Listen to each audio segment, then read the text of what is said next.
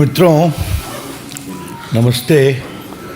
एक बहुत गंभीर विषय की ओर आपका ध्यान और आपके माध्यम से देश का ध्यान आकर्षित करने के लिए इस प्रेस को आयोजित किया है।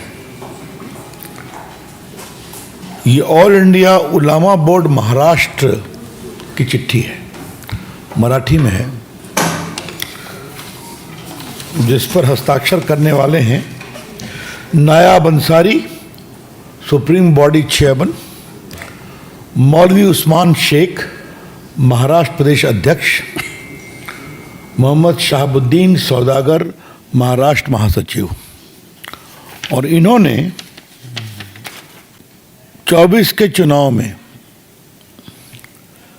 आग्रह किया है किससे नाना पटोले, उद्धव ठाकरे, शरद पवार और बाकी सभी पार्टियों से हमारा वोट चाहिए तो हमारी कुछ मांगे हैं।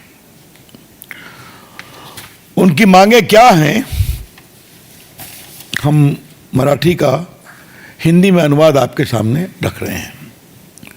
वक्फ बिल का विरोध हो, नौकरी और शिक्षा में 10% मुस्लिम आरक्षण हो, उसके बाद महाराष्ट्र के 48 जिलों में मस्जिद, कब्रिस्तान, दरगाह की ज़मीन को मुक्त किया जाए। महाराष्ट्र में मस्जिदों, इमाम, मौलाना को सरकार हर महीने 15,000 रुपया देने का वादा करे। मुस्लिम पुलिस भर्ती में मुस्लिम युवाओं को प्राथमिकता दी जाए। आई रिपीट, पुलिस भर्ती में मुस्लिम युवाओं को प्राथमिकता दी जाए। महाराष्ट्र में शिक्षित मुस्लिम समुदाय को पुलिस भर्ती में प्राथमिकता दी जानी चाहिए। और जब महाराष्ट्र में इंडिया गठबंधन के सहयोगी सरकार बनाएंगे तो आरएसएस पर प्रतिबंध लगाना चाहिए और बाकी टिकट देना चाहिए। वो सब है अपनी जगह पर। नीतीश राणे को जेल में भेजिए, रामगिरी महाराज को जेल में भेजिए और उनके लोगों को छोड़िए, वगैरह वगैरह। मौलाना सलमान अजहरी को जेल से बाहर निकलवाइए और एमबीए के 30 सांसद पीएम को खत लिखे, वगैरह वगैरह। ये बहुत ही तोड़ने वाली डिमांड है। ये देश के विघटन का चार्टर है। लेकिन हमें पीड़ा इस बात की है कि चिट्ठी तो हमने दिखाई, आपकी मराठी में ओरिजिनल है।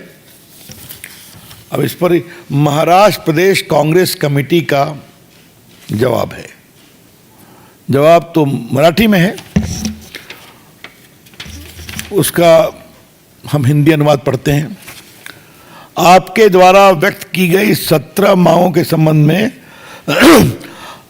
आपके समर्थन पत्र दिनांक 7 अक्टूबर 24 के संबंध में हम आपको सूचित करना चाहेंगे कि महाराष्ट्र में अखिल भारतीय सरकार के गठन के बाद हम आपकी मांगों को लागू करने के लिए निश्चित रूप से कदम उठाएंगे।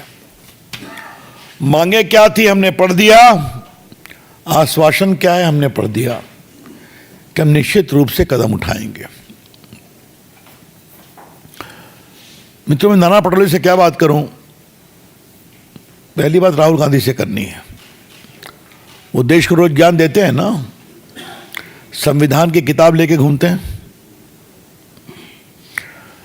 राहुल गांधी, आपने कुछ जाना है कि religion based reservation is not permissible under the constitution? Rahul Gandhi रोज संविधान लेकर आप देश में घूमते हैं, दिखाते हैं कि संविधान खतरे में है। उस संविधान के अंतर्गत साफ लिखा हुआ है कि रिलीजन बेस्ड रिजर्वेशन नहीं हो सकता। उस पर कोर्ट के निर्णय भी हैं। मैं आपके सामने एक जजमेंट रखना चाहूंगा। राहुल गांधी जी को ज्ञान देना जरूरी होता है, तो ये फेमस केस है इंदिरा सोने का। 9 जज सुप्रीम कोर्ट का डिसीजन है मंडल कमीशन पर। और उसका मैं कंक्लूजन पढ़ रहा हूं para 323, the constitution prohibits discrimination on grounds only of religion, race, caste, sex. कोई पिछड़े हैं तो उसका विचार हो सकता है, लेकिन यह सीधा मनाही है और यह सुप्रीम कोर्ट के 9 जजेस का फैसला भी है। आपको याद है कि आंध्र प्रदेश में दिया गया था रिजर्वेशन, जिसे कोर्ट ने तोड़ा। तो राहुल गांधी जी और कांग्रेस के अध्यक्ष खड़गे जी, आप लोग रोज संविधान लेके देश और झारखंड और महाराष्ट्र में घूमते हैं, तो मुस्लिम जमात आपसे मुस्लिम समाज के लिए 10% रिजर्वेशन मुसलमानों के लिए मांग रही है। इसे आप सही मानते हैं? मैं फिर रिपीट कर रहा हूं कि उन्होंने क्या मांगा है। नौकरी और शिक्षा में 10% मुस्लिम आरक्षण, ये उनकी डिमांड है। ये कॉपी हमारे पास है। तो श्रीमान राहुल गांधी, श्रीमान खड़गे जी, अगर पूजा पद्धति उपासना के नाम पर हिंदू हो मुसलमान हो आरक्षण नहीं मिल सकता, तो वोट की सौदागरी में कहां तक जाएंगे आप?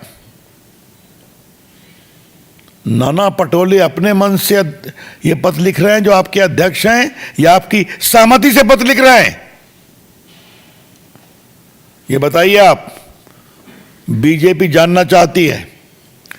Mr. Rahul Gandhi, the BJP would like to know, because any reservation on religious ground is totally prohibited. The Constitution does not permit. The Supreme Court judgment also prohibits that. How does your president of Maharashtra Congress tell the Jamaat-e-Ulema will consider it? A downright divisive communal demand of 10% reservation for Muslims. ये हम जानना चाहते हैं। Rahul Gandhi Congress party, कितना देश को तोड़ेंगे आप वोट के लिए? कहां तक जाएंगे आप? कोई शर्म बची है आपको? वोट के लिए कुछ भी स्वीकार कर लेंगे आप? कर्नाटक के चुनाव में हमारे मित्रों को याद होगा, पीएफआई का सहयोग लिया था कि नहीं लिया था इन लोगों ने? काफी उस पर टिप्पणी यहां से की गई थी। मुझे भी एक बार बोलने का पार्टी ने अवसर दिया था। The Congress party is crossing all limits of constitutional propriety and political propriety to get votes to defeat BJP and the NDA. यह है कांग्रेस पार्टी। और चलते हैं देश को संविधान का ज्ञान देने के लिए। न संविधान समझते हैं, न संविधान के भाव को समझते हैं, न संविधान के मौलिक अधिकार की सीमाओं को समझते हैं, लेकिन चलते हैं ज्ञान देने के लिए। और मित्रों, और कई चीजें मैंने आपको बता दिया। दूसरा सवाल हम जानना चाहते हैं। इन्होंने कहा है कि आरएसएस पर बैन लगाया जाए, और नाना पटोले ने यह भी कहा हम विचार करेंगे। खड़गे साहब, राहुल गांधी, क्या आरएसएस को बैन को कांग्रेस पार्टी समर्थन करती है? खुलकर बताइए, हम भी जानना चाहते हैं। इमरजेंसी में राहुल जी, आपकी दादी जी ने लगाया था तो टूट गया ट्राइब्यूनल से। 77 में क्या गति हुई आपको मालूम है? पहले भी क्या गति हुई? अगर कांग्रेस पार्टी को अपनी कुछ और गति करवानी है तो छोड़ दीजिए, लेकिन क्या कांग्रेस पार्टी कमिट करती है in all India Ulema board Maharashtra के डिमांड को कि हमारा वोट चाहिए, तो बोलो कि आरएसएस को बैन किया जाएगा। और आपके पटोले साहब ने क्या कहा? सरकार के गठन के बाद हम आपकी मांगों को लागू करने के लिए निश्चित रूप से कदम उठाएंगे। तो इसलिए हम सारे डॉक्यूमेंट लेकर के आए हैं आपके सामने। राष्ट्रीय स्वयंसेवक संघ एक राष्ट्रवादी संगठन है। देश के विकास, राष्ट्र सेवा, राष्ट्र भक्ति में संघ ने ऐतिहासिक काम किया है। चाहे वो अपने दलित बंधुओं के लिए सेवा का काम हो, आदिवासी बंधुओं के लिए सेवा का काम हो, किसी प्राकृतिक आपदा में सेवा का काम हो, देश के मुद्दों पर, सुरक्षा के मुद्दों पर स्वयंसेवक अपने जीवन तक को होम करते हैं। राहुल गांधी 100 साल अगले साल पूरे हो रहे हैं राष्ट्रीय स्वयंसेवक संघ के। 100 साल का लंबा इतिहास है देश की सेवा का। तो हम भी जानना चाहते हैं कि वोट के लिए आप इस पर भी सौदागरी करेंगे आप? तो दूसरा सवाल हमें पूछना है उद्धव ठाकरे से। ठाकरे जी, क्या हो गया आपको? क्या अपनी विरासत भूल गए आप? आदरणीय बाला साहब ठाकरे ने वहां पर इन चीजों के खिलाफ कितना संघर्ष किया था। मातोश्री का मतलब ही था राष्ट्रीय शक्ति, राष्ट्रीय सुरक्षा का एक केंद्र। और किस तरह से बाला साहब ने इन विषयों को बड़े खुले तरीके से रखा था, हम जानते हैं। आप उनके पुत्र हैं, इसी कारण आपको राजनीति में विरासत में मिली है और इसको आप स्वीकार कर रहे हैं। तो ये शिवसेना नहीं है, ये अवसरवादी सेना है। उद्धव ठाकरे की शिवसेना अब बाला साहब की शिवसेना नहीं बची, ये सत्ता के लिए लोलुप अवसरवादी सेना है। It is no more the Shiv Sena founded by respected late Bala Saheb Thackeray, but an organization out to grab power by making all the compromises. इसके बहुत भर्त्सना करते हैं, बहुत पीड़ा होती है, क्योंकि हम लोग साथ रहे हैं। तो सत्ता के लिए व्यक्ति विचारधारा में कहां से कहां चले जाते हैं। और तीसरा सवाल शरद पवार से पूछना है। शरद पवार साहब, आप तो बड़े पुराने खिलाड़ी हैं। मैं खुद जानता हूं कि आप संविधान समझते हैं। ये क्या कर रहे हैं आप? आपका काम है ना कि आप 80 प्लस आपकी उम्र है, आपका एक इज्जत है वहां के सियासत में, तो आप उनको समझाएं कि ये हो नहीं सकता, तो आप भी खामोश हैं। तो वोट बैंक के लिए किसी सीमा तक जाएंगे। भारतीय जनता पार्टी साफ साफ कहना चाहती है, ऐसे विघटनकारी मांगों का हम पूरा विरोध करते हैं, कभी नहीं होने देंगे। हिम्मत है तो करके दिखाएं। ये कोर्ट में भी टूटेगा और जबरदस्त आंदोलन भी करेंगे। और एक बात हम और कहना चाहते हैं, जो 10% रिजर्वेशन की बात करते हैं, पुलिस में वरीयता की बात करते हैं, तो ये तो संविधान के अंदर गलत है। आपको मालूम है 50% का एक सीमा है, तो किसका हक लिया जाएगा? ओबीसी का ना, एससी का, एसटी का। तो ये जो पूरी डिमांड है, ये जो एग्जिस्टिंग रिजर्वेशन है ओबीसी के लिए, शेड्यूल कास्ट के लिए, शेड्यूल ट्राइब के लिए, उस पर हकमारी करने का प्रयास है। इट इज डिजाइन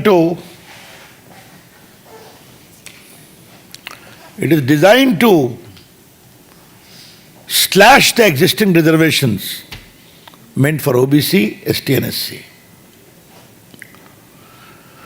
और पवार साहब, आप तो मराठा पॉलिटिक्स भी करते हैं, तो इसका उस पर क्या असर पड़ेगा? कुछ आपने जानने की कोशिश की है क्या? क्या जवाब देंगे आप? मित्रों, राजनीति में आदमी प्रचार करता है, अपनी बात कहता है, लेकिन देश तोड़ने वाली बात नहीं होनी चाहिए। हम इसकी पूरी भर्त्सना करते हैं और पूरे महाराष्ट्र, क्या पूरे देश में हम जो तथाकथित इंडिया गठबंधन है उसको एक्सपोज करेंगे, पर्दाफाश करेंगे कि वोट के लिए देखो ये लोग कहां तक जाते हैं। धन्यवाद friends. Open to question now.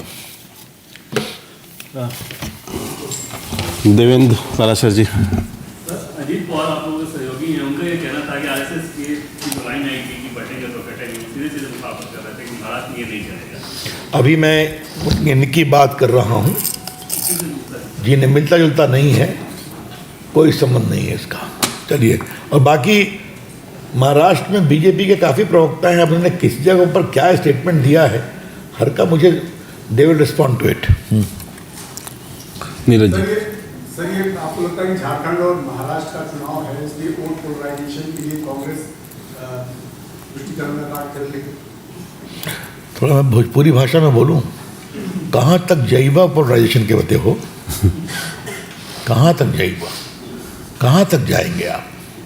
चुनाव तो होते रहता है, कल दिल्ली में होगा, अगले साल बिहार में होगा, फिर बाकी जगह होगा। तो आपकी लक्ष्मण रेखा क्या है Rahul Gandhi?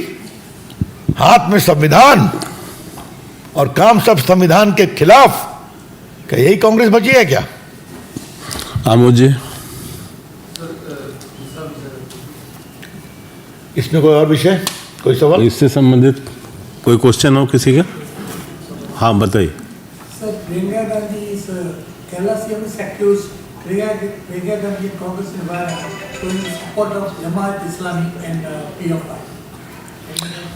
It is nothing new.